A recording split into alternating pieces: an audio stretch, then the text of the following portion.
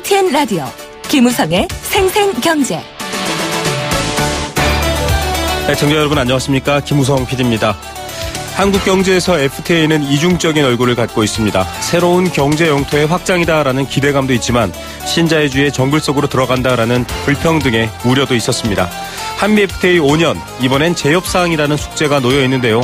협상 과정의 불평등함도 여전하지만 또다시 미국의 이익만을 대변한다라는 우려가 있습니다. 평가가 쉽지 않을 것 같은데요. 어떤 대응이 필요할지 전문가와 함께 이야기 나눠보겠습니다. 두 번째 인터뷰는 노동 문제입니다. 지난 1월 전주의 한 이동통신사 콜센터에서 현장 실습을 나간 여고생이 스스로 극단적 선택을 했습니다. 오늘 관계단체로 구성된 대책위의 기자회견이 있었습니다. 현장 실습을 통해 고교 졸업 후 취업을 돕겠다는 이 제도, 학교와 기업, 그리고 그 현장에서 어떤 문제가 있었던 걸까요? 오늘 기자회견에 참여한 노무 전문가와 함께 이야기 알아보겠습니다. 월요일은 한 주간의 장바구니 물가와 동향, 흐름을 전해드리는 생생장바구니 마련되어 있습니다. 봄이 오는 길목의 생생장바구니에서 기분 좋은 밥상경제 이야기 들려드립니다. 김우성의 생생경제 2017년 3월 13일 월요일 문을 열겠습니다.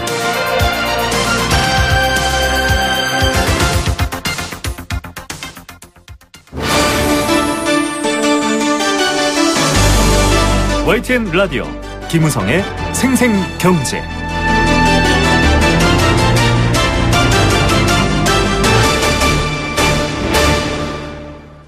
네, 첫 번째 생생 인터뷰입니다. 오는 15일이 되면 한미 자유무역협정, 한미 FTA가 5주년이 됩니다. 협상 체결 당시에도 굉장히 격렬했었죠. 물대포가 등장하기도 했었고요. 협상을 반대하는 이 시위뿐만 아니라 여러 가지 뜨거운 이슈가 제기됐었습니다. 그런데 5주년이 된 지금 트럼프 행정부 출범 이후 재협상 과정에서도 또다시 불리한 조항이 추가될 것 아닌가 이런 우려가 되고 있습니다. 한미 FTA 5년 그 성과와 또 경과도 꼼꼼히 살펴봐야 되겠고요.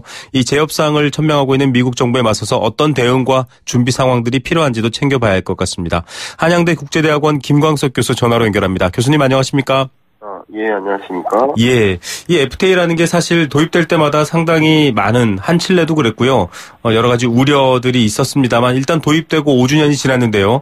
어떻게 평가하십니까? 예, 말씀하신 것처럼 상당히 불공정한 협정이다라는 비판, 우려 이런 것들이 굉장히 컸었는데요.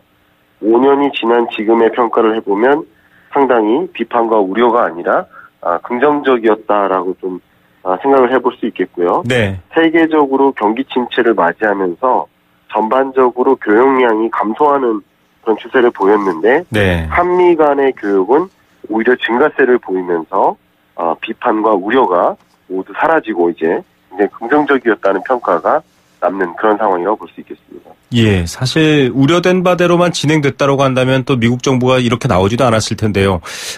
불황에도 교역인은 윈윈이다라는 평가가 있긴 하지만 결론적으로 현 상황에서는 우리가 좀 더 유리한 상황이다 이렇게 판단할 수 있는 건가요? 예, 그렇습니다. 일단 세계 교역이 연평균 2.0% 증가했다라고 볼 수 있는데 우리나라의 교역은 15, 16년 마이너스를 겪으면서 3.5%나 감소했습니다. 네. 그런데 이제 한미 교역은 오히려 1.7%나 크게 늘었다고 볼 수 있고요. 네. 특히 이제 우리나라의 미국 수입 시장 점유율이 2.6에서 3.2%로 상당히 오르고 있는 그런 것을 보면 한미 교역으로부터 우리나라는 상당한 수혜가 있었다라고 확인할 수 있겠습니다. 예, 흔히 자국 산업에 대한 우려, 또 자국 노동 시장에 대한 우려 때문에 이런 논란이 컸었는데 어떻습니까? 어떤 분야들에서 조금 두드러지는 이 교육의 증가 혹은 또 교육의 감소를 좀 꼽을 수 있을까요? 예, 우리나라의 대미 수출에 있어서는 역시 상품 무역이 굉장히 강했었고요. 네. 미국의 대한 수출의 경우에는 서비스 무역이 좀 강했다는 것을 좀 확인할 수 있는데요. 특히 우리나라는 이제 자동차 산업에 있어서 상당히 큰 그 미국 시장을 크게 점유하는 그런 성공 사례로 좀 많이 꼽히고 있고요. 반면에 이제 미국의 교역이 크게 확대되면서 한국의 어떤 나름대로의 타격이 좀 있었던 분야로 본다면 승용차, 의약품, 항공기 부품, 쇠고기 이런 분야에 들어서 상당히 우리나라도 나름대로는 타격을 받은 부분도 있다 이렇게 해석이 됩니다. 예, 좀 각자의 분야에 대해서 좀 더 민감하게 바라보고 있는데 이 한미 FTA 체결 당시에 좀 화제가 됐던 부분이 농축수산물 수입 부분이었는데요. 오히려 뭐 생각만큼 그렇게 크게 우리 시장을 밀고 들어오지는 않았습니다. 그런데 조금씩 늘고 있고 지금 트럼프 행정부가 사실 이 부분을 좀 들여다보고 있다 이런 얘기들이 돌고 있습니다. 아무래도 소고기 연령 제한 해제라든지 여러 가지 자국에 유리한 새로운 협상 테이블을 만들겠다 이런 의도일 것 같은데 어떻게 보십니까? 예, 맞습니다. 예상했던 것과는 달리 미국산의 농축수산물 수입액은 오히려 감소했습니다. 네. 한 1.7% 감소세를 보였는데요. 공유도 뭐 한 12.6%나 감소했습니다. 우려했던 거와는 다른 어떤 상황이 전개되었고요. 가장 주목을 많이 받는 것이 이제 쇠고기인데요. 2008년 당시에 미국산 쇠고기 수입을 모든 연령에 걸쳐서 수입을 하기로 했다가 촛불 반대가 엄청났었죠. 네. 그때 이제 30개월 연령 이상 된 소고기 수입은 보류하는 것으로 결론을 내렸었는데 네네. 지금은 이제 소비자의 어떤 여러 가지 광우병이라든가 이런 것에 대한 신뢰가 회복되면서 전면 수입 개방 문제를 다시 논의하고 있는 상황이라고 볼 수 있습니다. 네.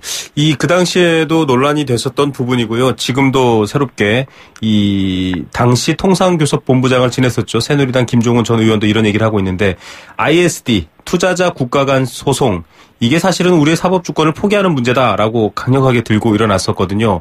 이 한미 FTA 때문에 아직 이 ISD에 제소가 된 사례는 없는데 이건 어떻게 바라야 할까요? 무역 질서에서 어떻게 바라봐야 할지도 사실 어려워하는 분들이 많으신데요. 예, 뭐 청취자 여러분들을 위해서 ISD에서 간단히 말씀드리면 네.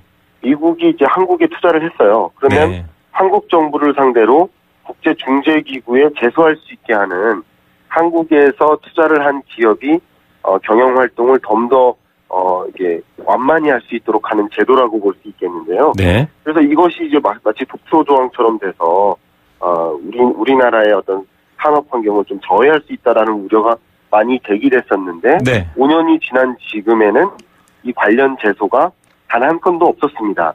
물론 ISD 제소 건수가 3건이 있었는데 이것은 이제 한미 FTA하고는 무관한 것이기 때문에 실제로 문제가 되지는 않았다라고 볼 수 있겠습니다. 예. 자, 이 부분이 뭐 가시화된 바가 없기 때문에 아직 쟁점화한 부분처럼 말씀드릴 수는 없고요. 이 미국의 입장이 협상 체결 전후 좀 바뀌었다. 앞서 사실 그 협상에서는 이 타결된 협상은 미국이 좀 유리하다 이런 입장이었는데 지금 무역 수지 불균형 같은 문제라던가 여러 가지로 미국이 한미 무역 관계에 있어서 불편함을 얘기하면서 재협상이라던가 또 환율 같은 문제를 건드리고 있거든요. 실질적으로 한미 FTA 미국은 손해본 건가요? 네, 미국은 손해봤다고 저는 생각을 하지 않습니다만, 일정 부분에 이제 미국도 다양한 부처가 있고, 다양한, 의견들이 있는데, 어떤 한쪽 의견에서는 한국과의 무역에서 적자가 극적으로 증가했다고 이렇게 밝힌, 무역 대표부의 어떤 보고서에 인용해보면, 네. 한국과의 무역 적자가 한미 FTA로 인해서 2배 이상 늘었다. 그래서 미국인이 기대했던 그런 결과가 아니다라고 이야기하면서 재협상의 필요성, 가능성을 더 시사한 그런 보고서가 발표된 바가 있습니다. 네. 자, 지금 여러 가지 재협상 얘기에 대해서는 사실 좀 국제정치적인 측면으로 보시는 분들이 많습니다. 뭐 중국을 때리기 위한 주변부 타격이다, 뭐 이런 얘기도 있는데, 일단은 우리 산업 또 우리 어떤 대무역 관계에 있어서의 손해를 보지 말아야 할 것 같은데요. 재협상은 될까요? 어떻게 보십니까? 재협상은 어찌 보면 당연히 있을 것으로 좀 생각이 될 것 같은데요. 네네. 지금까지의 트럼프 미국 대통령의 행보를 보면 한미 FTA 재협상에 대해서 굉장히 많이 언급을 해왔고요. 가장 많이 나오는 게 이제 기업들의 해외 이전 억제라든가 환율 조작국 지정이라든가 또 한미 FTA 재협상 국경세 부과 이런 것들이 이제 주요한 논의 과제였는데요. 가장 우선순위는 아니겠지만 그래도 환율 조작국 지정이라든가 이런 문제들이 종료된 이후에는 한미 FTA의 어떤 재협상이 나타날 것으로 생각이 됩니다. 예, 아무래도 표현이 좀 그렇습니다만 덩치가 크고 힘센 나라가 다시 협상하자 이러면 어쩔 수 없는 부분이긴 한데 주로 앞서도 저희가 소고기 문제도 얘기는 했었지만 이 재협상 테이블에 올려질 주요한 의제들 어떤 것들 전망하십니까? 네, 가장 큰 의제는 역시 무역 자유화 기조 속에서 네. 미국의 산업을 보호할 수 없는 영역들, 네. 그러니까 무역 한국과 미국 간의 교역 과정에서 오히려 한미 FTA로 인해서 미국의 대한 수출이 줄어든 영역들, 그런 영역을 중심으로 해서 관세를 더 낮춘다든가, 네. 반대로 이제 한국의 대미 수출이 크게 늘어난 품목들 같은 경우는 자국 시장을 보호하기 위해서 관세를 조금 더 높게 부과한다든가, 이런 부분에 대한 굉장히 구체적인 논의가 진행될 것으로 보여집니다. 예. 결과적으로는 큰 틀에서는 윈윈했다라고 하는 이 교역량의 평가를 볼 수 있지만 좀 내부적으로 들어가면 FTA 혜택을 받을 만한 것들은 미국은 못 얻었다. 이제 이런 보고서가 나왔다라는 거고, 말씀하신 것처럼 이제 그런 부분들에 대한 재협상이 필요하다라는 얘기를 하고 있긴 한데요. 지금 한미 FTA가 만약에 뭐 그럴 일은 없겠지만은 이 재협상에서 뭐 파기가 된다. 혹은 재협상이 이루어지지 않는다라고 하면 좀 굉장히 어려움에 빠질 수도 있다, 이런 우려도 나오거든요. 맞습니까? 예, 맞습니다. 앞에 말씀드렸던 이제 미국의 무역 대표부 측면에서는 재협상이 반드시 필요하다라고 주장하는 네. 그런 보고서를 발표했지만, 예를 들어서 미국 국제무역위원회 같은 경우는 FTA가 있어서 그나마 미국의 수출이 긍정적이었다라고 평가하기도 합니다. 수출뿐만 아니라 투자, 그리고 현지 고용, 이런 여러 가지 차원에서 미국이 그나마 한미 FTA가 있어서 견조하게 무역 규모를 유지해 나갈 수 있었다라고 평가하기도 합니다. 네. 그런 식으로 보면 다양한 의견들이 있는데, 한미 FTA가 파기된다면 미국이 스스로 발등을 찍는 결과다라고 해석하는 경우도 상당히 많습니다. 사실 이제 한미 FTA가 종료가 된다면 양국의 교역 규모가 이제 30억 달러나 되는데, 네. 특히 미국의 대한 수입액이 13억 2천만 달러 정도 됩니다. 이런 것들이 크게 감소하면서 미국만 이제 수혜를 보는 것이 아니고, 미국만 혹은 불리한 결과를 초래하는 것이 아니라 양국 간의 이제 한미 FTA 파기로 인해서 굉장히 교역 규모가 감소하는 큰 피해를 입을 것이라는 전망이 우세하기 때문에 재협상은 가능하지만 한미 FTA가 파기되는 정도까지는 안 갈 것이다라고 보는 것이 아주 일반적인 그런 견해입니다. 예, 이 미국의 뭐 국경세라든가 보호주의 무역, 결국 미국 자국민의 피해도 생길 수밖에 없다라는 보편적인 시선이 여기도 적용된다, 이런 생각이 들고요. 지금 일단은 헌정 초의의 대통령이 없는 상황입니다. 그래서 네네. 이런 외교, 특히 무역 협상 같은 중요한 부분에 대한 우려가 큰데, 우리 정부 이 FTA 재협상을 앞두고 어떤 부분들을 먼저 가장 준비하고 있어야 되겠다, 이런 것들이 필요할까요? 네, 정말 우리 한국 수출에 걸림돌이 될 만한 악재 요인이 굉장히 많이 발생하고 있습니다. 이럴 때에는 단기적인 노력과 중장기적인 노력이 같이 병행돼야 될 텐데요. 네. 중장기적으로는 우리나라의 수출 대상국을 다변화하는 노력이 필요하다고 보여집니다. 우리가 너무나 중국과 미국에 편중되게 수출에 의존하고 있기 때문에 중국과 미국이 아닌 그 밖에 다른 나라로의 수출 경로도 끊임없이 확대해서 몇 개 나라의 어떤 보호무역 조치라든가 어떤 리스크가 발생해도 그것에 따라서 우리나라 수출이 크게 침체되는 일이 발생하지 않도록 수출 다변화의 어떤 노력이 필요하다고 보여지고요. 네. 단기적인 노력도 역시 필요하겠지만 사드 배치에 따라서 수출 타격이 입게 되는 산업이나 사드 배치에 따른 그런 보복 유형들이 다 있습니다. 네네. 그런 것을 면밀히 분석해서 특히 중소기업들이 적극적으로 대응할 수 있도록 정부가 가이드라인을 제시해 줄 필요가 있다고 보여지고요. 또 한미 FTA 재협상 결과에 대해서 즉시 대응할 수 있는 그런 체제를 마련함으로써 단기적으로 수출이 크게 침체되는 일이 없도록 이런 방지책을 마련할 필요가 있다고 보여집니다. 네, 어떤 컨트롤 타워가 들어설지는 아무도 아직은 모르지만 미리 준비해 놓는 것, 이건 뭐 당연한 정부의 의무인 것 같습니다. 오늘 말씀 감사드립니다. 네, 감사합니다. 네, 한양대학교 국제대학원 김광석 교수였습니다. YTN 라디오 김우성의 생생경제. 함께 느끼는 우리 경제 공감사전입니다. 경제 뉴스 듣다가 또 경제와 관련된 여러 이야기들 여러분과 함께 생각 나눌 수 있는 그런 시간이고요. 단문 50원, 장문 100원의 정보 이용료 부과되는 샵 0945번 문자로 참여하실 수 있습니다. 뒤이어 이어질 두 번째 인터뷰 주제가 바로 오늘 경제 공감사전인데요. 노동인권입니다. 현장 실습생으로 일하던 19살 소녀가 과도한 업무 스트레스로 목숨을 끊었습니다. 죽기 전 SNS에다가 내일도 회사를 가야 하는구나 라는 글을 남겼다고 합니다. 이제 만으로 17세인데요. 이 소녀 여러 가지 노동의 문제에 노출되어 있다라는 지적들이 나왔고요. 아직 좀 미흡한 대응에 대한 시민사회 단체의 요구도 있습니다. 콜수를 채우지 못했다라는 말을 부모에게 하면서 힘들어했다라고 하는데요. 과연 어떤 일이 있었던 걸까요? 이번 일뿐만 아니라 정당한 대가를 받지 못해 임금체불을 당하는 그런 곳도 많고요. 위험한 산업 현장에서 안전조치를 보장받지 못한 채 일해야 된다. 이런 현실도 지금 문제가 되고 있습니다. 노동인권이라는 문제 사실은 좀 어렵기도 하고요. 그만큼 우리 사회에서 보호받지 못했기 때문에 낯선 주제이기도 합니다. 현재 우리나라 대한민국의 노동인권에 대해서 여러분께서는 어떻게 생각하십니까? 혹은 지금 일하시면서 난 이런 부분 힘든데 라는 것 있으면 함께 공감하겠습니다. 여러분들의 생각 기다립니다.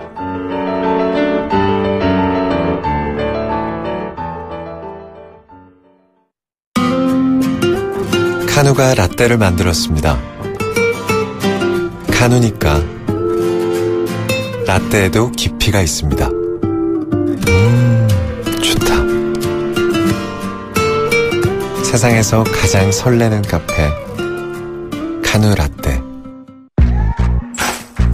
LG G6 18대9 화면비에 풀 비전으로 보다 넓은 세상을 열다. 손안에 폭 넓은 세상 LG G6. 하루 생기 충전이 한 병에 다 들었어 안 들었어 다 들었어 안 들었어 다 들었어 다 들었어 오라나민 씨 다 들었어 안 들었어 다 들었어 안 들었어 다 들었어 안 들었어 다 들었어. 하루 생기 영양이 한 병에 다 들었다. 오라나민 씨. 이 생기 봐라. 네, 생생경제 포스코와 함께했습니다. 안내 말씀 하나 드리겠습니다. 불편한 무릎 때문에 일상생활 어려운 어르신들 많다고 합니다. 비싼 수술비로 수술 주저하시는 분들을 위해서 어려운 이웃을 위한 나눔 공동체, 나눔과 이웃 기쁨에서 퇴행성 무릎관절염 환자들에게 수술비를 지원해 준다고 합니다. 형편 어려운 60세 이상의 퇴행성 무릎관절염 앓고 계신 분이라면 누구나 신청 가능합니다. 건강과 기쁨, 나눔 캠페인을 통해 노년에도 건강하고 기쁜 인생 되찾으시길 바랍니다. 신청 및 문의는 1670-9957, 1670-9957번 전화로 가능합니다. 캠페인 듣고 경제 톱뉴스 들려드립니다. YTN 라디오 캠페인. 물 없는 한라산, 물 없는 제주 바다를 상상할 수 있나요? 제주의 아름다운 자연과 풍경은 깨끗하고 건강한 물이 있기에 가능합니다. 제주를 아름답게 만들어주는 건강한 물은 우리의 몸과 마음도 아름답게 만들어줍니다. 건강한 몸과 마음을 지키는 이유. 아름다운 물을 사랑하고 지키는 일에서부터 시작됩니다. YTN 라디오 아름다운 물 캠페인은 광동제약과 제주특별자치도 개발공사와 함께합니다. 한국전기안전공사 사장 이상권입니다. 최근 안전이 화두가 되고 있습니다. 전기화재나 정전사고 등 전기안전에 관한 경각심도 높아지고 있습니다. 안전은 누군가가 대신 지켜주는 것이 아니라 우리 스스로 지켜나가는 것입니다. 우리 몸이 저절로 기억할 때까지 안전수칙을 생활화하는 것, 이것이야말로 최고의 재난 예방 대책입니다. 안전이 없으면 행복도 없습니다. 국민이 행복한 대한민국, 한국전기안전공사가 열어가겠습니다. 전기안전, 행복의 시작입니다.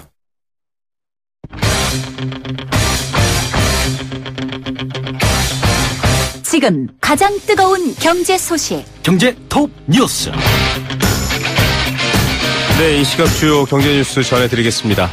맞는 통장이라고 아주 뜨겁게 광고했던 작년에 출시됐죠. ISA, 개인종합자산관리 계좌. 천덕꾸러기가 됐다 이런 소식 전해드렸는데요. 정확한 통계치가 나왔습니다. 첫 번째 소식으로 전해드립니다. AI를 겪었는데 치킨값을 올리겠다 이런 얘기가 있습니다. 그런데 문제는 정부도 반대하고 있고요. 과연 치킨값이 오르는 게 맞나라는 불만들이 있습니다. 관련 소식 두 번째로 전해드리겠습니다. 과자 수출액이 수입액을 앞질렀다 이런 얘기가 나오고 있습니다. 우리나라 과자들 인기가 많은 것 같은데요. 관련 뉴스 전해드리겠습니다. 이 시각 경제 톱뉴스 이데일리 권서연 기자 연결합니다. 안녕하십니까?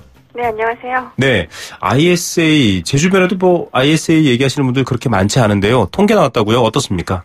네, 그때 작년 12월 고점으로 2달 연속 감소세를 보였다고 전해드리면서 국민 무능 통장이다라는 말까지 나온다 이렇게 얘기했었는데요. 네. 지금 최근 통계가 나왔는데 석 달 연속 감소세를 이어갔습니다. 네. 작년 11월 말에 ISA 가입 계좌 수는 240만 6천자로 최고를 기록했는데요. 그 이후로 12월 말에 239만 1천자, 그리고 1월 말에는 236만 2천자, 그리고 이달 3일을 기준으로 보니까 235만 6천자로 더 줄어들었습니다. 총 가입 금액은 이달 3일 기준으로 3조 6,461억 원이었는데요. 출시 당시에 6,605억 원이었던 것에 비하면 5.5배 늘어난 거긴 한데 월별 유입 규모를 보니까 작년 6월까지는 대략 5천억, 6천억 이런 규모였는데 7월 이후로 1천억 원대로 떨어졌고요. 작년 12월과 올해 1월에는 각각 837억 원, 908억 원 이래서 1천억 원대가 무너지기도 했습니다. 그래도 이제 1인당 가입 금액은 좀 늘어나는 추세인데요. 인당 평균 가입 금액은 155만 원, 그러니까 작년 3월 55만 원에 비하면 이제 2.8배 정도 되는 수준입니다. 그리고 또 잔고가 10만 원 미만인 이하인 이 소액 계좌 비율도 좀 줄어들고 있는데요. 출시 초기인 작년 3월 말에는 90.7%에 달했는데 올해 1월 말에는 73.2%로 줄었습니다. 이 중에서도 소위 깡통 계좌로 불리는 잔고 10,000원 이하의 통장 비중은 76.9%였는데 52.2%로 줄었고요. 당국에서는 이 ISA라는 상품이 장기적으로 봐야 되는 상품이기 때문에 단기 실적을 보고 판단하기는 좀 이르다라는 입장이고요. 어쨌든 1인당 가입 금액 늘고 있으니까 내실을 점점 갖추고 있다라고 보고 있긴 한데요. 일단 수익률이 만족할 만한 수준으로 나와야 금융 소비자들의 관심을 더 끌 수 있을 것으로 보입니다. 네, 만능 통장이 될지 무능 통장이 될지 지켜봐야 되겠습니다. 치킨값을 올리겠다라고 해서 논란이 되고 있네요. 네, 닭값, 계란값에 이어서 이번엔 치킨값 논란이 되고 있는데요. 최근에 이 조리독감 때문에 육개 가격이 크게 올랐잖아요. 그래서 이 치킨 프랜차이즈 1위 업체인 BBQ가 치킨 가격을 인상하기로 했습니다. 네. 대표 메뉴 가격을 2,000원 올리고요. 다른 메뉴들도 1,000원에서 1,500원가량 인상키로 했는데요. 그렇게 보면 이제 대략 9%에서 10%가량씩 올리는 겁니다. 네. 이렇게 올리면 BBQ 제품 대부분이 10,000원대 후반에서 20,000원대 초반으로 오르게 되는데요. 치킨 프랜차이즈 업체는 이제 육개 가격이 올라서 원가가 올랐으니까 제품 가격도 올리는 게 맞다라는 설명인데요. 네. BBQ 같은 경우에는 지난 2009년 이후 8년 만에 가격을 올리는 것이니까 그동안 참을 만큼 참았다라는 입장입니다. 이렇게 1위 업체가 올리면 다른 업체도 줄줄이 인상이 나설 수밖에 없을 텐데요. 실제 육개 가격을 보면 대략 한 1년 전보다는 1,000원 가량 올랐습니다. 네. 하지만 육개라는 게 이제 빨리 자라기 때문에 가격 폭등이 대략 한 3개월에서 6개월 정도면 안정이 된다고 하거든요. 네네. 그리고 또 육개 가격이 그 다음에 떨어진다고 해서 한 번 오른 치킨 가격이 내려가지는 않잖아요. 여기에다가 이제 치킨 제품 가격에서 육개가 차지하는 비중이 한 10에서 20% 선에 불과한데 이렇게 올리는 게 이해가 안 된다라는 지적도 나옵니다. 특히나 이제 축산농가는 가뜩이나 이 조리독감 때문에 힘든데 이 치킨 프랜차이즈 업체에서 이렇게 치킨 값을 올리면 결국에는 소비가 위축되고 판매량 줄어서 육가공 업체 매출도 줄어들지 않을까 이런 우려하고 있습니다. 예, 정부도 지금 반갑지 않은 내색을 드러나고 있고요. 앞서 설명 들어봐도 참 이해가 안 되는데 어떤 내용입니까? 이 농식품부도 치킨업계가 과당 경쟁으로 수익성이 악화되니까 이런 소스 같은 새로운 메뉴나 다양한 부가 서비스를 핑계로 소비자 가격을 인상하는 것은 부적절하다라는 입장인데요. 이 생산자 단체인 육개협회는 치킨 프랜차이즈 업체들이 닭고기 생산업체와 연간 계약을 통해서 1kg당 공급 가격을 1,600원 안팎으로 미리 정해놓는다고 합니다. 네. 그렇기 때문에 이번 조리독감 발생을 이유로 치킨 가격을 올릴 이유가 없다라는 입장인데요. 정부는 일단 닭고기값 인상폭을 좀 최소화하기 위해서 21일부터 정부가 비축하고 있는 닭고기 2,000톤을 이 실수요자들에게 시중 가격보다 좀 훨씬 저렴한 가격에 긴급 방출하겠다라는 계획이고요. 또 수입산 닭고기에 적용되던 할당 관세율이 18%에서 22.6%였는데요. 이거를 4월 초부터는 한시적으로 0%로 적용하는 방안도 추진할 방침입니다. 네. 그리고 또 닭고기 유통업체 사재기라든가 매점 매석 같은 이제 불공정 행위에도 적극 대응하겠다라고 엄포를 놨습니다. 네, 올리는 이유가 있다면 내리는 이유도 같아야 될 텐데요. 내리진 않으면서 올린다. 반발이 있을 것 같고요. 과자 수출액이 수입액을 앞질렀다. 한국 과자가 인기가 있는 건가요? 네, 해외여행 가서 현지 마트에서 이제 한국산 과자 보면 괜히 반갑고 그렇잖아요. 네. 해외 마트에서 사실 한국 브랜드의 과자들 눈에 띄게 늘긴 했습니다. 특히 동남아 국가 여행하다 보면 어렵지 않게 볼 수 있는데요. 그동안에는 과자 수입액이 늘 많았는데 처음으로 수출액이 수입액을 넘어섰습니다. 오늘 나온 과자류 시장 현황 보고서를 보니까요.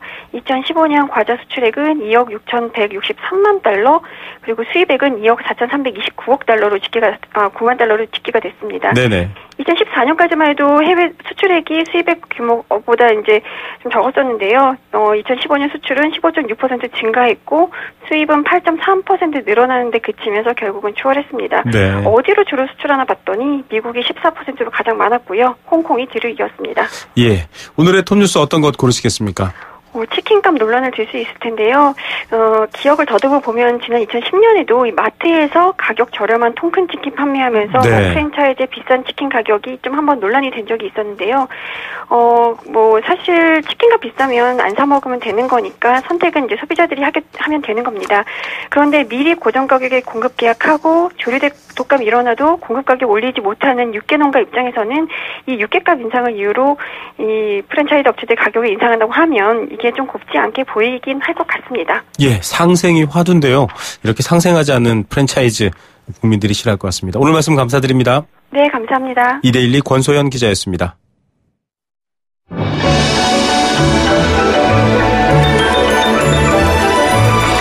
오늘의 경제를 들여다보는 시원한 창. YTN 라디오 김우성의 생생경제 생생 인터뷰.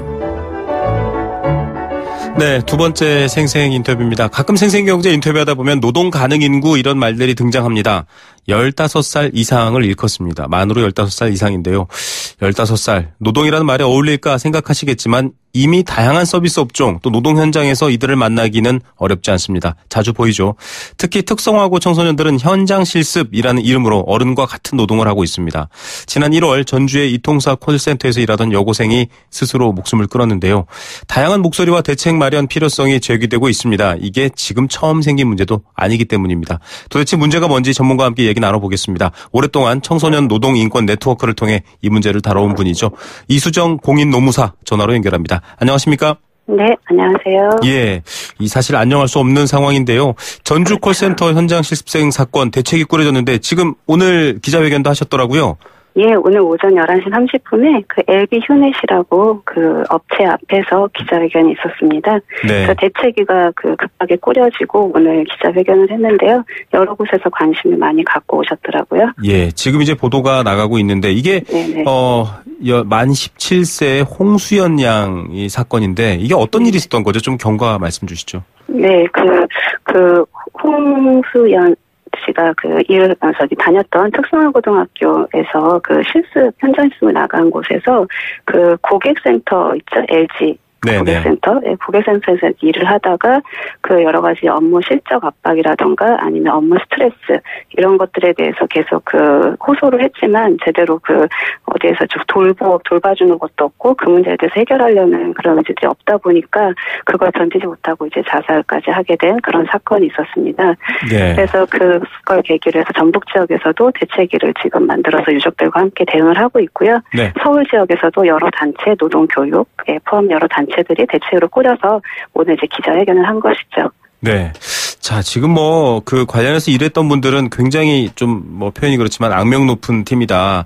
어른들도 네네. 견디기 힘들다 이런 얘기를 하고 있는데 네네. 저희가 여러 차례 이 인턴 제도에 관련해서도 계속 지속적인 인터뷰를 해왔는데 비교해보면 이 현장 실습이라는 것도 다를 바 없거나 오히려 더 힘든 상황이다 이렇게 이해가 되는데 이 현장 실습이 도대체 뭔가요? 현장 실습이라는 게 사실 법적 근거는 직업교육훈련 촉진법이라는 곳에 있어요. 그래서 네네. 특성화고등학교나 전문대나 아니면 뭔가 전문 교과와 관련해서 실습이 필요할 경우에는 훈련을 가능하게 하는 이런 법이에요. 그래서 네. 특성을 다닌 학생은 반드시 졸업 전에 현장 실습을 거치게 되어 있죠. 근데 그 현장 실습을 하는 방법은 여러 가지가 있을 수 있는데 학교 현장에서는 이제 기자재나 실습자재 부족으로 인해서 산업체에 파견을 보내서 이 현장 실습을 하는 이런 것들이 꽤 오래된 몇십 년이 된 관행처럼 되어 왔던 거죠. 네. 그러다 보니까 이제 그 전공하고 맞지 않는 이번 사례처럼 애완동물 관련해서 전공을 했는데도 불구하고 가서 현장 실습을 한 곳은 콜센터, 고객센터에 가서 현장 실습하는 이런 이제 그 불일치 현상이 있다 보니까 사실은 교육이라는 이름으로 실습을 한다라고 취지는 그렇지만 실제 실상은 그냥 싼 임금, 저임금 노동자로 내몰리는 이런 과정이다. 좀 이렇게 보고 있는 거죠. 이것도 역시 혹시 직장이나 혹은 인턴들이 겪고 있는 취업률 문제와 연관이 되어 있는 건가요? 네네. 예, 말씀하신 것처럼 특성화고등학교도 그 이명박 정부 시대부터 해서 고졸 취업 전성 시대를 열겠다. 이래서 이제 학교에 그 취업률을 제시하면서 그 취업률을 달성하는 곳에는 교육 지원금을 이제 차등 지급하고 이렇게 하다 보니까 학교에서는 더더군다나 계속 이제 취업의 문구를 낼 수밖에 없는 그런 상황이고요. 이제 그런 현실이다 보니까 학교에서도 이제 학생들이 전공과 무관하게 보내는 것들에 대해서 어떻게 손 놓고 있는 이제 그런 상황인 거죠. 그래서 말씀하신 것처럼 대학 졸업 이후에 취업이 이제 심각한 이런 상태와 맞물려서 고등학교 졸업에 이 취업 심각한 이 문제들을 자꾸 이런 문제로 이제 풀려고 하는 거죠. 네. 이 현장 실습을 나가는 사실상 고등학생인 이 친구들은 노동자입니까? 아니면 학생입니까? 그 법적주의가 어떻게 되나요? 네, 법적주의도 그냥 명쾌하게 얘기를 하면 이름이 인턴이건 실습생이건 현장 실습생이면 상관없이 네. 그 일터에서 그 동료들과 똑같은 형태로 일을 한다면 사실 노동관계법상 노동자라고 판단합니다. 그래서 네. 노동관계법상 노동자라고 판단하면 모든 노동관계, 예를 들면 근로기준법, 최저임금법 이런 모든 법들이 다 적용이 되는 건데 네. 여기에서 이제 맹점은 그 산업체에 지금 학교에 다니면서 산업체에 나가서 파견이 돼서 현장 실습을 하고 있다 보니까 네네. 직접적으로 적용이 되는 거는 직업교육훈련 촉진법상 재학 중인 직업교육 훈련생의 신분인 거예요. 네. 근데 이게 가능하려면 전공과 적합한 그런 현장 실습이 되어야 되는 건데 실상은 그렇지 않기 때문에 사실은 노동관계법상 노동자로 보는 게 맞다라고 저희는 판단을 하고 있는 거죠. 예. 굉장히 위험한 산업 현장뿐만 아니라 이 감정 노동 현장도 굉장히 이 어린 학생들한테는 좀 위험했을 것 같은데 이런 대기업 계열의 일뿐만 아니라 이번에 물론 외주업체입니다만 대기업 계열 일뿐만 아니라 배달, 예식장 서빙, 음식점, 청소년들 굉장히 일 많이 하고 있지 않습니까? 네네. 굉장히 같은 위험에 노출되어 있을 것 같은데요. 그렇죠. 2007년도에 소위 기간제보호법, 그러니까 비정규보호법이라고 해서 기간제 및 단시간 근로자 보호 등에 관한 법률, 이 법률이 시행된 이후에 사실은 간접 고용화가 굉장히 급속도로 빠르게 진행이 됐고 네. 일하는 청소년들도 이전에는 직접 고용돼서 일을 예를 들면 무슨 땡땡 리하다 그러면 그게 직접 고용돼서 배달을 하던 노동자들이 점점 이게 배달이 외주화되면서 간접 고용 형태 혹은 제 노동자로도 인정받지 못하는 특수고용 형태로 이렇게 일을 하는 경우들이 굉장히 많이 늘어나고 있고요. 네. 그러다 보니까 법은 있으나 법의 적용을 받지 못하는 그런 법의 사각지대에서 일을 하는 청소년들이 굉장히 많이 늘어나고 있는 거죠. 그러다 보면 배달하다가 예를 들어 사고를 당했다라고 하면 이전에 직접 고용되어 있을 때는 산재보험이라든가 이런 부분들이 직접적으로 적용이 됐던 것이 점차적으로 그런 법 자체가 적용이 바로 되지 않다 보니까 이런 부분이 이제 사고를 당하거나 어떤 위험에 노출되었거나 해도 전혀 받을 수 있는 어떤 보호라는 것이 없는 거죠. 이런 식으로 되다 보니까 점점 더 어렵고 열악한 그런 노동 환경에 처해 있게 되는 그런 상황입니다. 예, 대졸자가 아니라 청소년들에게까지 이런 일이 벌어지고 있다. 우리 사회가 좀 지켜봐야 될 문제인 것 같은데 사회적 타살이다 이렇게 표현하는 국회의원도 있는데요. 노무사님께서도 교육도 노동도 아닌 회색지대에서 고통받고 있다. 앞서도 설명해 주셨지만 지금 당장 계속 많은 친구들이 일을 하고 있지 않습니까? 당장 시급한 보완책 어떤 것들이 당장 시행되면 좋을까요? 우선은 이 전공과 무관한 현장 실습에 좀 내보내지 않아야 되겠고요. 그러려면 학교 안에서 이 교육이 가능해야 되거든요. 네. 그래서 교육당국들이 그 학교 내에서 전공과 무관한 어떤 실습이 가능한 이런 체계를 갖추는 것, 이게 굉장히 필요해 보이고요. 이미 나가 있는 곳에서는 이제 노동부의 관리 감독이 많이 소홀한 부분이 있는데 이런 부분들을 좀 철저하게 한다고 하면 적어도 이제 당장 뭔가를 하긴 어렵긴 하겠지만 점차적으로 좀 보완이 이루어질 거다라는 생각이 듭니다. 그래서 실습은 정말 실습답게 하고 교육은 교육답게 하는 그리고 노동을 하는 경우에는 노동권을 제대로 보장하는 이런 것들이 좀 같이 선행이 되어야 지금과 같은 이러한 어떤 좀 희생이 좀 멈춰지지 않을까 그런 생각을 합니다. 네, 현장 실습이라는 단어를 붙였습니다. 그러면 확실하게 실습과 교육의 기능을 네네. 살리던가 아니면 더 보호를 그렇죠. 하던가. 예. 네네. 이 결국은 정부 그다음에 교육, 현장, 네, 회사 이 3자가 모두 책임져야 될 문제라는 게 지금 인터뷰를 통해서 드러났는데요. 네네. 좀 해외 사례들 사실 보면 굉장히 부럽기도 하거든요. 고등학교 네네. 졸업하고 잘 살지 않습니까? 네네. 우리는 어떤 대안들이 좀 필요할까요? 우선 우리가 이제 뭐 정부에서 많이 부러워하는 유럽의 사례들이 독일이나 스위스 사례잖아요. 네네. 근데 이런 것들이 그 나라에 정착이 된 그 배경에는 국가하고 교육 당국이 이런 실습 환경을 제대로 갖출 수 있게 지원을 하고 그렇게 지원한 기업이 책임지고 이 실습을 하기 때문에 운영을 하기 때문에 가능한 것이거든요. 네. 그리고 우리처럼 이렇게 고등학교 학교 다니는 중에 뭐 3학년 1학기 때부터 이렇게 가지 않아요. 준비를 충분히 하고 졸업할 즈음에 그 제도들이 시행이 되거든요. 네. 근데 우리는 너무 급하게 그 취업률이라는 것에 하도 학교를 쪼다 보니까 너무나 이른 시기에 준비도 없이 이렇게 내모는 이런 것들이 있어서 문제인 거거든요. 그래서 그 다른 나라의 사례를 도입을 하려면 그 다른 나라가 어떻게 정착될 수 있었는지 이런 조건들을 좀 먼저 살피고 우리도 그런 조건을 같이 만들어가면서 제도를 도입하는 이런 것들이 좀 필요해 보입니다. 예, 똑같은 높이에서 점프하라고 했는데 안전망이 없다. 결국 이런 비극이 일어날 수밖에 없는 네네네. 일인 것 같습니다. 예, 오늘 말씀 감사드립니다.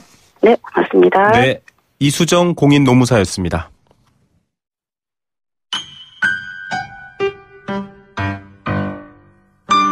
행복한 살림살이 생생 장바구니. 네, 월요일에 밥상 경제. 이 월요일 날 밥상 경제를 잘 계획해야 또 한 주가 건강하고 행복한데요. 이 밥상 경제를 책임지는 분입니다. 한국농수산식품유통공사의 문재영 대리 전화 연결돼 있습니다. 안녕하십니까? 네, 안녕하세요. 네. 자, 이 봄이 오니까 본격적으로 좀 미세먼지, 황사 이런 걱정들이 생기기 시작합니다. 이런 것들 보통은 삼겹살 이렇게만 알려져 있는데 농산물로도 좀 보호할 수 있다고요? 네, 그렇습니다. 저도 아침에 일어나면 날씨와 함께 이 미세먼지 농도를 확인하곤 하는데요. 식품의약품안전처에서 발표한 자료에 따르면 미나리, 마늘, 모과 그리고 녹차가 대기오염으로부터 우리 몸을 지켜준다고 합니다. 네. 네, 미나리는 이 비타민과 무기질이 모두 풍부하게 함유되어 있어서요.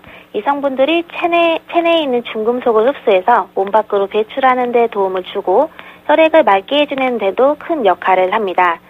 또 알리신이라는 이 마늘에는 이 알리신이라는 독특한 향을 내는 성분이 들어있어요. 네, 이게 미세먼지로 인해 쌓인 각종 독소가 몸에 누적되는 것을 억제해주죠.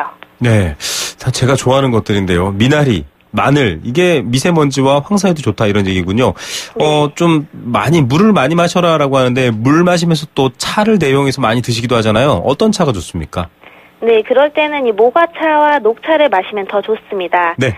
모과는 아미그달린이라는 성분이 들어있는데요. 기관지에 낀 가래를 줄여주는 작용을 할 뿐만 아니라 기침을 멈게 해주고 목감기 증상도 완화시킵니다. 또 녹차는 씁쓸한 맛을 내는 탄닌 성분이 중금속을 배출시키기도 하고요. 기관지 내에 있는 미세먼지를 몸 밖으로 배출시키는 효과가 있다고 하네요. 네. 자, 이게 미나리, 마늘, 또 모과차와 녹차 그냥 좋은 줄 알았던데 이렇게 과학적인 근거가 있었군요. 예, 여러분들 좀 기억하셔서 이 미세먼지 황사 때 챙겨 드시면 좋겠고요. 제가 이 방송 처음에 한번 여쭤봤었는데 제주도에서 오래 사셨죠? 아, 네, 그렇습니다. 예, 언뜻 제주도 억양인가, 제주도 억양을 잘 몰라서 모르겠는데, 그러면 네.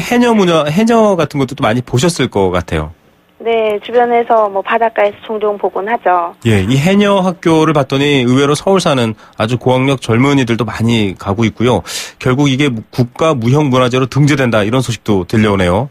네, 그렇습니다. 우리 고유의 어업문화인 이 해녀가 국가 무형문화재로 지정 예고됐다고 문화재청이 지난 8일 밝혔습니다. 네. 작년 12월에는 제주 해녀 문화가 유네스코 인류 무형문화유산으로 등재되기도 했는데요.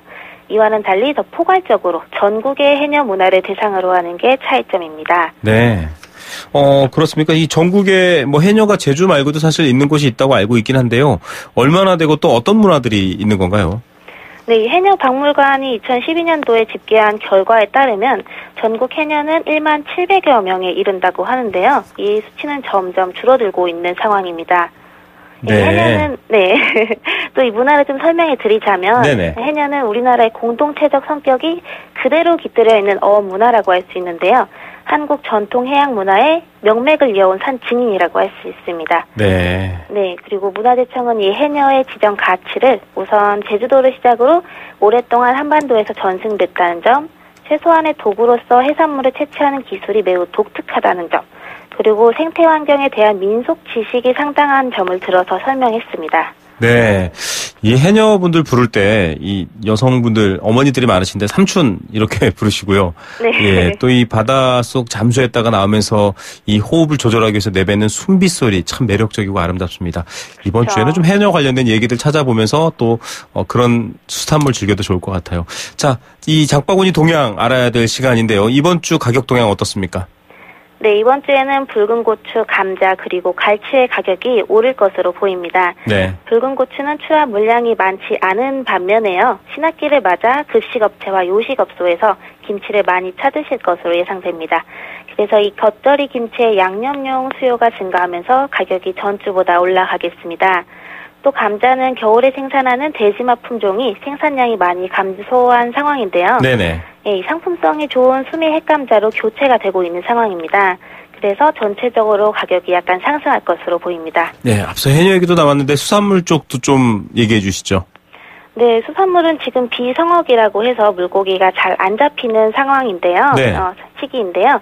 또 월명기여서 물고기들이 또 바닷속으로 깊이 숨어버렸습니다. 네. 2월 생산량도 54% 정도 감소해서 지금 시장에서 물고기 가격도 오르지만 무엇보다 갈치 가격이 약간 상승할 것으로 보입니다. 예, 달이 밝은 보름이면 물고기들은 물속 깊이 숨는다. 이게 월명기다.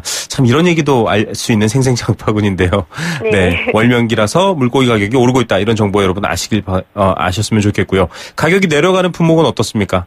네, 반면 시금치와 토마토 가격은 내려가겠는데요. 시금치는 겨울 시금치와 하우스 시금치가 출하 물량이 증가한 반면에 봄철을 맞아서 달래나 냉이 같은 다양한 봄나물들이 이제 동시다발적으로 출하하고 있습니다. 네.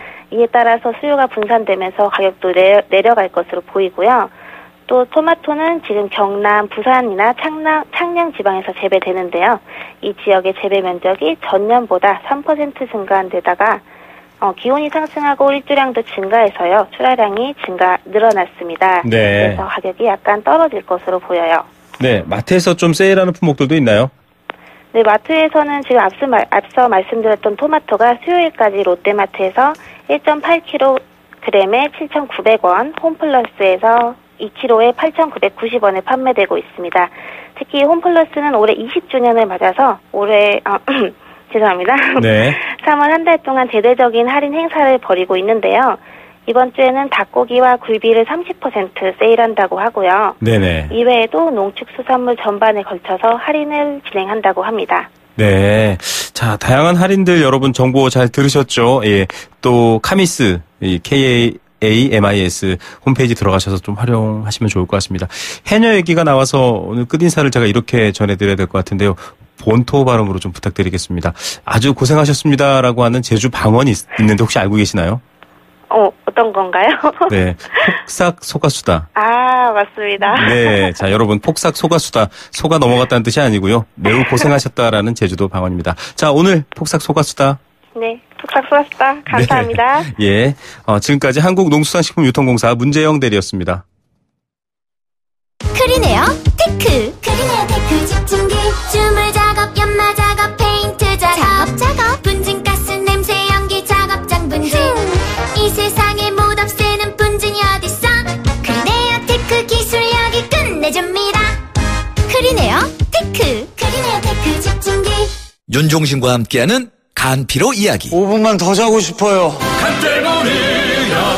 화장을 했는데도 아파 보인대요. 모르면 몸이 고생해. 문제는 간피로. 간기능 장애에 의한 육체 피로. 간의 노폐물을 없애야 간피로가 풀린다. 간을 하는 게 힘. 우루사. 인도에선 셀카를 찍기가 어렵습니다. 포즈만 잡아도 사람들이 함께 찍자며 매달리니까요. 누구나 특별해지는 곳 인도가 묻습니다. 자신이 평범하다고 생각하나요? 질문 여행으로 인도하다. 대한항공 인도 주파레 운항. Excellence in Flight. Korean Air. 안녕하세요. 조정석입니다. 오늘 아침 거울을 보는데 이런 생각이 들더라고요. 어제도 괜찮았는데 오늘은 더 괜찮은데? 아이오페멘 트리플 리프트 세럼으로 남자 피부를 더 탄탄하게. 좋은데? 이러다 난리 나는 거 아니야? 새 차 살 때는 장기 렌터카 SK 똑똑한 장기 렌터카 똑똑한 가격 주유소 할인 SK 똑똑한 장기 렌터카 꼭 비교해보세요. 가격도 혜택도 SK 렌터카에서. SK 똑똑한 장기 렌터카. 힘들었던 나에게, 마음먹은 나에게, 다시 한번 해보려는 나에게, 포기하지 않는 나에게, 아직 힘을 내고 있는 나에게. 난 오늘 나에게 바카스를 사줬습니다. 나를 아끼자 바카스. 노트북? 데스크탑? 태블릿? 뭐가 필요할지 몰라서. 짠! 세정이가 준비한 롯데하이마트 글로벌 PC대전. 혜택까지 꽉 찼으니까 안 가고 못 빼기겠죠. 하이마트로 가요. 2월 28일부터 3월 27일까지 자세한 사항은 매장에 문의. 안녕하세요. 아이시스 8.0 모델 송혜교입니다. 미소가 생기다. 화사함이 생기다. 건강한 하루가 생기다. pH 8.0과 풍부한 미네랄로 핑크빛 생기가 생기다. 아이시스 8.0. 이제 모두 핑크하세요. 네, 생생경제 포스코와 함께 했습니다. 오늘도 함께 해주신 분들 감사드리고요. 앞서 치킨값 인상 이야기 저희가 뉴스에서 다뤘었는데요. 오를 이유는 다양하게 만들어서 올리면서 내릴 땐 또 절대 내리지 않죠. 서민들 또 학생들의 먹거리인 치킨 가격 오르는 거에 대해서 정부도 이번엔 쌍심지 켜고 나선다고 합니다. 과당 경쟁이나 불합리한 구조를 바꿔야지 무조건 가격을 올려서 고객 부담만 준다라는 것. 고객이 등 돌리면 업계 전체가 어려움에 빠질 수도 있다는 것 명심했으면 좋겠다라는 생각 들고요. 이번 주말에는 주말까지 날씨가 계속 포근하다고 합니다. 봄날 느낄 수 있는 시간 되시면서 저희도 우리 경제의 봄을 알리는 이야기로 내일 찾아뵙겠습니다. 내일 오후 3시. 네, 지금까지 김우성의 생생경제였습니다.